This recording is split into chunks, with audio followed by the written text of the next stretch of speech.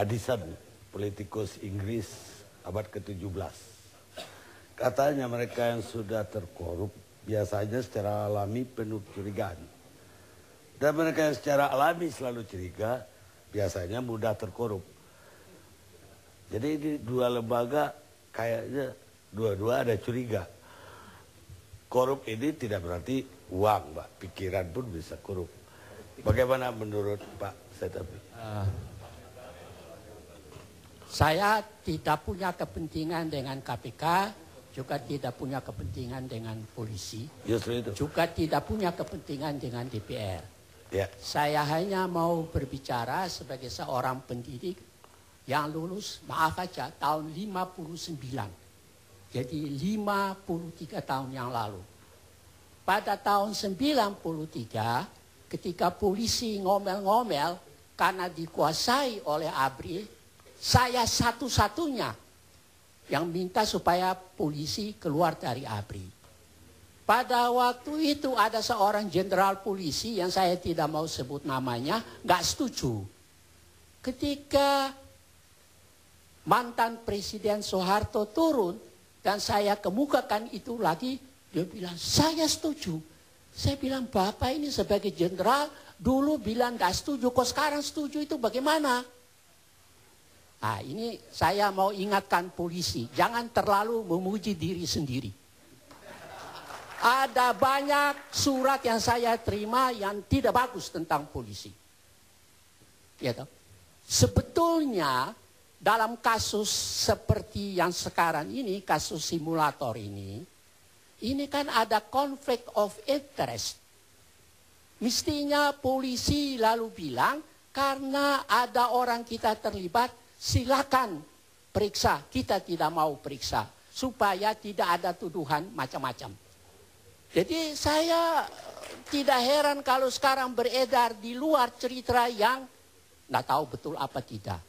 Saya juga mau memperingatkan yang terhormat orang-orang DPR, rakyat ini sudah tidak bodoh lagi. Lihat contoh Jokowi dan Ahok. Kalau mereka mau terus menunjukkan kekuasaannya, jangan diharap mereka akan terpilih termasuk partainya. Saya bukan tukang ramal, tapi saya tahu betul. Saya lihat perdebatan-perdebatan ini, Pak Karni, ini yang dinamakan, mohon maaf aja, iuris terei. Seperti tidak serupa, seperti pokrol. Menafsirkan undang-undang itu semuanya secara harfiah, letterlek. Mestinya ditafsirkan juga secara fungsional. Jangan hanya tafsirkan begitu. Saya kenal baik sama pengacara yang terkenal ini, tapi saya juga tidak senang dengan omongan secara keseluruhannya. Pak Setapi, kita istirahat sejenak, kita sambung dari Indonesia Lawyers Club dengan judul KPK digembosi. Silakan. Barangkali saya kira semua orang di sini sudah tahu, yaitu mengapa sampai dibentuknya KPK. Sebetulnya pada waktu itu, karena saya tidak usah minta maaf, itu fakta sejarah. Kepolisian tidak beres, pakai istilah yang sopan. Kejaksaan juga tidak beres. Maka akhirnya disepakati di Senayan, yang sekarang menjadi tempat yang kurang terhormat ini, ya, untuk membentuk KPK. Nah, memang selama ini, Pak Karim, saya melihat KPK juga ada mempunyai kelemahan. Tapi tidak ada satu lembaga pun, termasuk lembaga kepresidenan pun juga ada kelemahan di Republik kita ini. Jadi kita bukan menggunakan apa yang dalam dunia kriminologi dinamakan structural geweld, yaitu kekerasan struktural. Kalau saya lihat meskipun tadi yang terhormat, yang diundang oleh Pak Karni ini berbicara dengan bahasa hukum, tapi sebetulnya secara kriminologi dan viktimologi itu terlihat ada kekerasan-kekerasan struktural di dalamnya itu. Harus diakui. Bahkan Mahkamah Agung sama sekali juga tidak bersih. ketika saya mulai mengkritik Mahkamah Agung, saya harus kumpul banyak sekali termasuk juga tulisan dari Pak Karni waktu masih jadi wartawan. Ya, toh. Kemudian saya menemukan disertasi dari Sebastian Pompe. Setelah saya lihat, nah ini bukti nyata bahwa Mahkamah Agung ini juga yang ada menyebut itu moralnya ambruk, MA. Nah, jadi begini Pak Karni, saya berterima kasih bahwa masalah ini diangkat. Itu berarti juga KPK harus mawas diri. Ya, di mana-mana saya pelajari wiretapping, yaitu penyedapan di Jerman juga ada, di Amerika juga ada, meskipun di rahasia ternyata juga bocor. Nggak ada yang full proof, apalagi di Indonesia ini. Nggak ada Pak. Jadi menurut hemat saya, sekarang ini jangan kita mencari siapa yang salah, siapa yang paling hebat. Saya minta dengan hormat. Ya, kan saya pernah kritik Kapolri yang sekarang ini juga kalau Pak Karni masih ingat. Saya tidak punya niat yang jelek. Tapi kadang-kadang saya pikir ada sedikit kesombongan juga daripada polisi ini. Padahal saya terima surat-surat banyak, termasuk kejaksaan. Saya belum terima surat yang jelek-jelek tentang KPK. Kalau ada saya akan bilang. Ya.